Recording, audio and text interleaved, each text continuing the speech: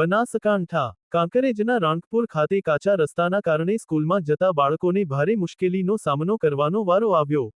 કાંકરેજ તાલુકાના સ્વર્ગીય પૂર્વ ધારાસભ્ય મગનસિંહજી વાઘેલાના ગામમાં આવેલ સરકારી સ્કૂલમાં અભ્યાસ કરવા જતા બાળકોને કાદવ કીચડવાળા રસ્તામાં પસાર થવાનો વારો આવ્યો છે. જોકે દર ચોમાસામાં વરસાદી પાણીનો ભરાવો થઈ જાય છે અને રસ્તામાં કાદવ કીચડની પરિસ્થિતિ જોવા મળે છે, ત્યારે હવે બાળકો દ્વારા અનોખો વિરોધ કરવામાં આવ્યો હતો. એટલે સ્થાનિક ગ્રામ પંચાયતના સરપંચ અને સભ્યો સહિત તલાટી મંત્રી અને તાલુકા વિકાસ અધિકારી નરેશભાઈ ચૌધરી દ્વારા સ્થળ ઉપર નિરીક્ષણ કરીને યોગ્ય રીતે નિકાલ કરવામાં આવે તેવી આશા વિદ્યાર્થીઓ કરી રહ્યા છે. પરંતુ હાલમાં તો સોશિયલ મીડિયામાં વાયરલ થયેલા વિડીયો ઘણું બધું કહી રહ્યા છે. કાદવ કીચડમાંથી બાળકોને શાળાએ જવું પડે છે.